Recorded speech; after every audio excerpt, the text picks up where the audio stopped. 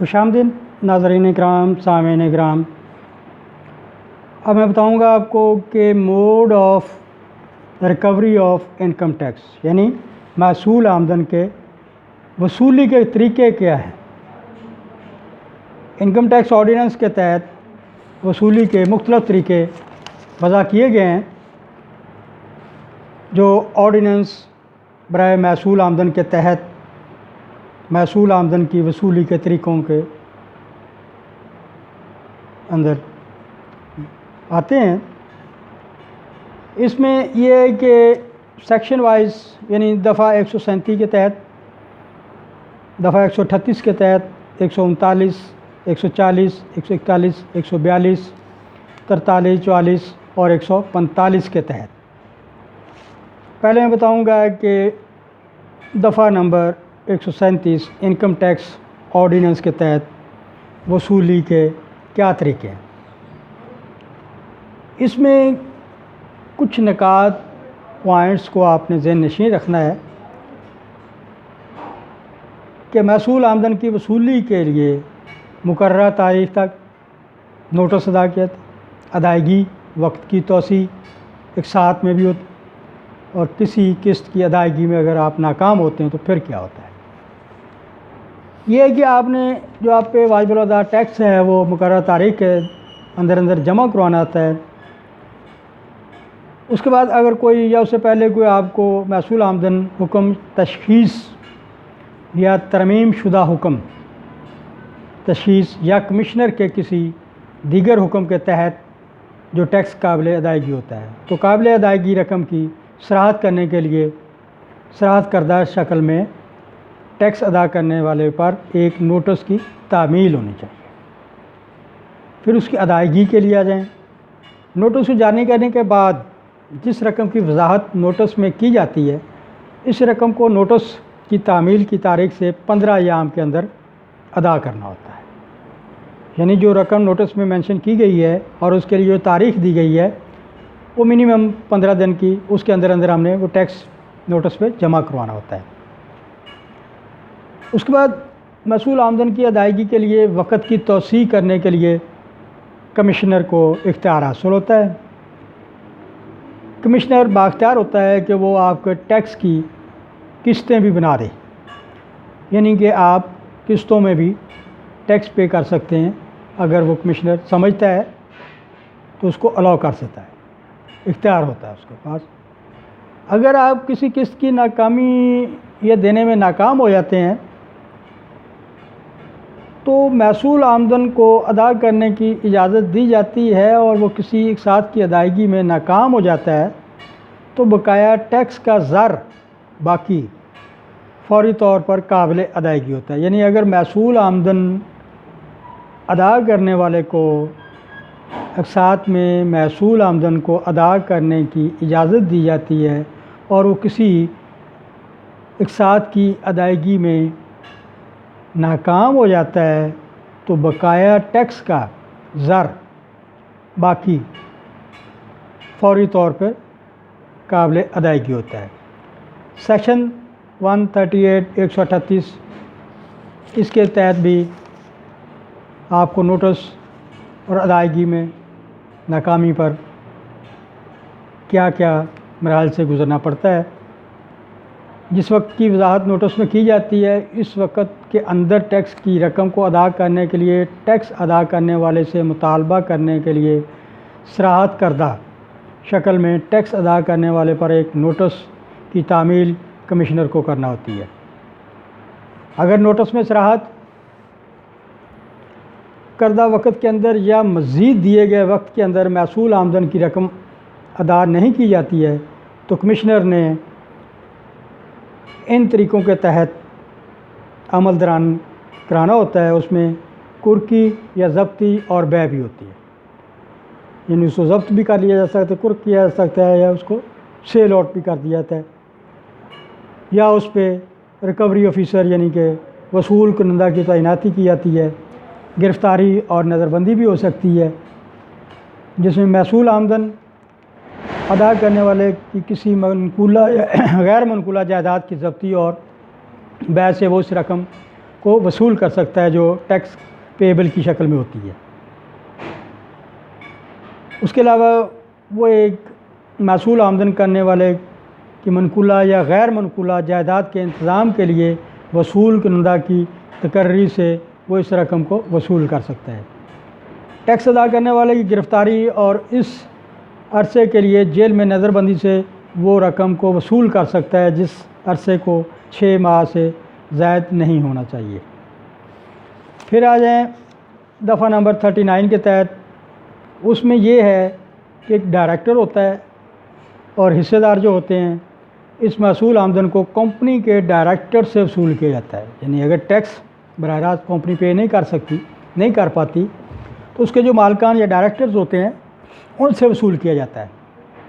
تاہم اس ناظم کو ایک ملازمت پر رکھے گئے ڈائریکٹر کے علاوہ ہونا چاہیے۔ یعنی دفعہ 139 کے تحت کسی نجی کمپنی بشمول وہ نجی کمپنی جسے ختم کیا جا چکا ہو یا جو ختم ہو چکی ہو، اگر کوئی ٹیکس ایسی کمپنی کی جانب سے قابل ادائیگی ہوتا ہے لیکن اس ٹیکس کو اس کمپنی سے وصول نہیں کیا جا سکتا،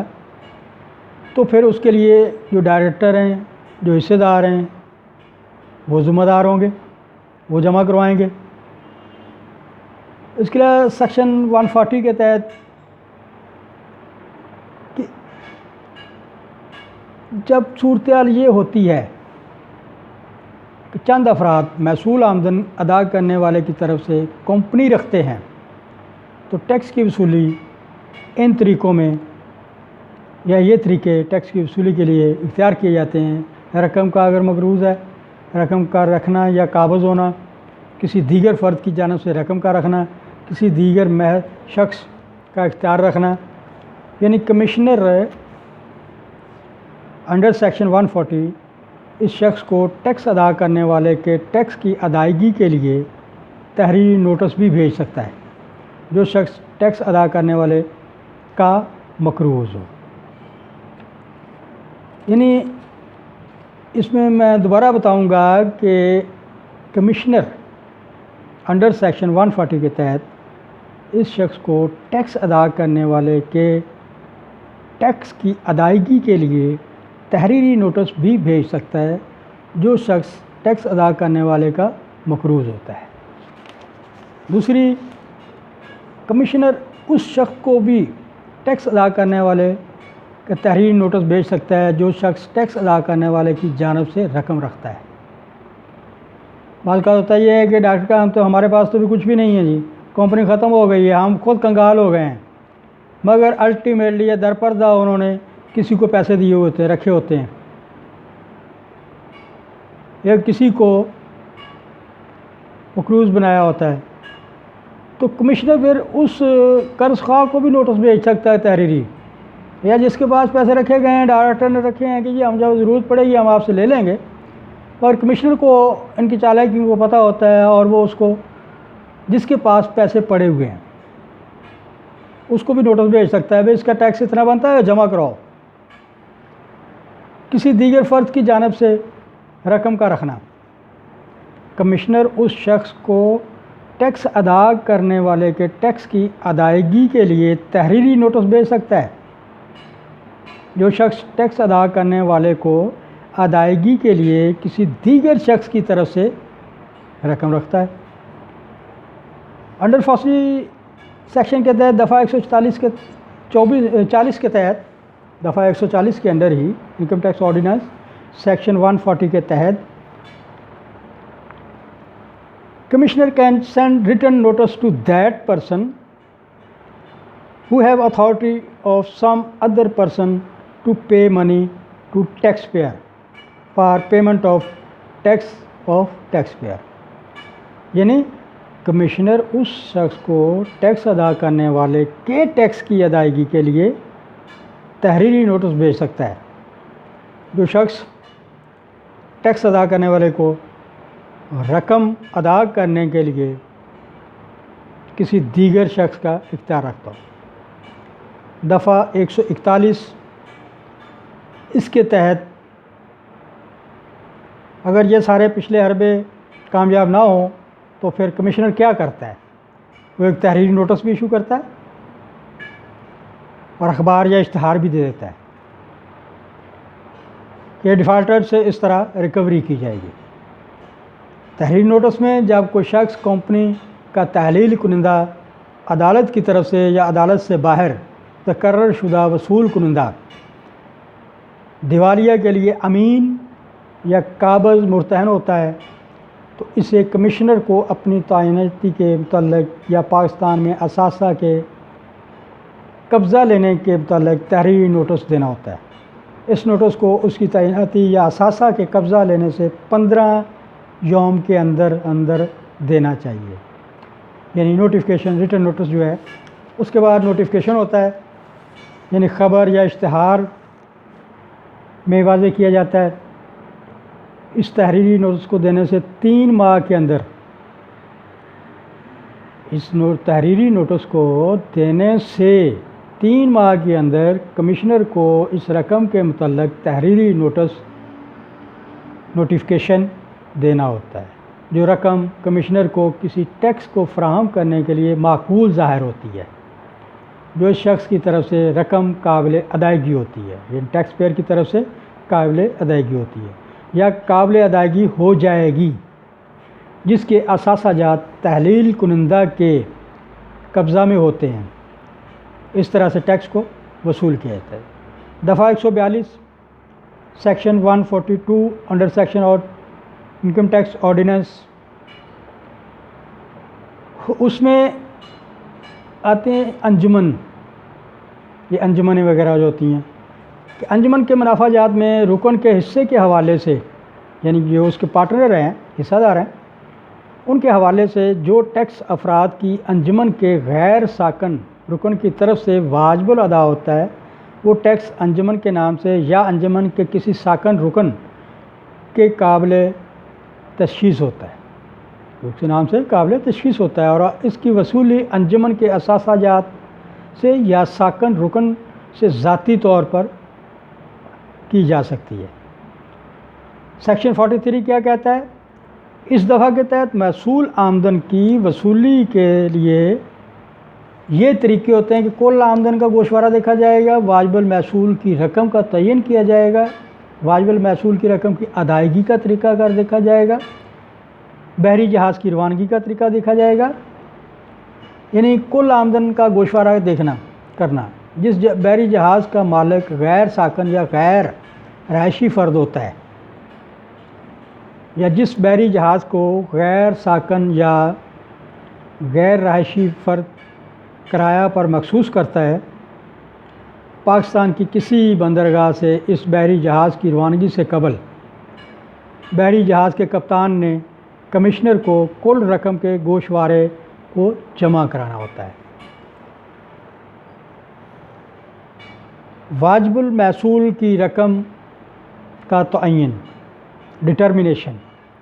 مطلوبہ تفصیلات ہوتی ہیں، اس میں حسابات یا کاغذات طلب کرنے کے بعد کمشنر نے واجب محصول کی رقم کا تعین کرنا ہوتا ہے۔ اس کے بعد اس کی ادائیگی آ جاتی ہے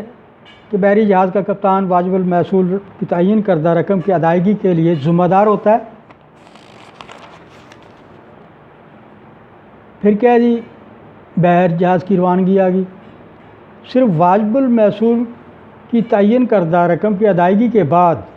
بحری جہاز کی روانگی کے لیے بندرگاہ کی منظوری دی جا سکتی ہے، کہ جب تک آپ ٹیکس پے نہیں کریں گے اس وقت تک آپ بندرگاہ کو چھوڑ نہیں سکتے، ٹھیک ہے۔ اس کی محصولی منظوری دی جائے گی۔ 144 کے تحت under section 144 income tax ordinance کے تحت یہی طریقے ہیں، اس کے لیے بھی کمشنر اپنے اختیارات استعمال کرتا ہے اور آپ کو کلیئرنس دینی پڑتی ہے، تب جا کے آپ روانوی اور آپ روانہ ہو سکتے ہیں۔ Under section 145 under income tax ordinance, اس کے تحت جو شخص مستقل طور پر ملک چھوڑنے والا ہوتا ہے وہ ملک کو صرف اس وقت چھوڑ سکتا ہے جب اس نے محصول آمدن ادا کر دیا ہوتا ہے، یا محصول آمدن کی ادائیگی کے لیے انتظام کر لیے ہوتے ہیں۔ یعنی دفعہ 145 انکم ٹیکس آرڈیننس کے تحت جو شخص مستقل طور پر ملک چھوڑنے والا ہوتا ہے وہ ملک کو صرف اس وقت چھوڑ سکتا ہے جب اس نے محصول آمدن یا ٹیکس ادا کر دیا ہوتا ہے یا محصول آمدن کی ادائیگی کے لیے انتظام کر لیا ہوتا ہے۔ تو باقی یہ ہے کہ انکم ٹیکس آرڈیننس محصول آمدن کے دفعہ 146 کے تحت وصول کیا جاتا ہے جب کسی ٹیکس سال کے لیے آزاد جموں و کشمیر میں محصول آمدن کے متعلق کسی قانون کے تحت کسی شخص کی تشخیص محصول آمدن کے لیے کی گئی ہو اور یہ شخص محصول آمدن ادا کرنے میں ناکام ہو گیا ہو اور آزاد و جموں و کشمیر کے انکم ٹیکس حکام ٹیکس کی وصولی نہیں کر سکتے۔ یہ تھا ہمارا آج کا کہ کن کن طریقوں سے ٹیکس وصول کیا جا سکتا ہے موضوع تھا۔ پلیز میرے چینل کو لائک، سبسکرائب اور کمنٹ کیجیے گا۔ Thank you very much. اللہ حافظ۔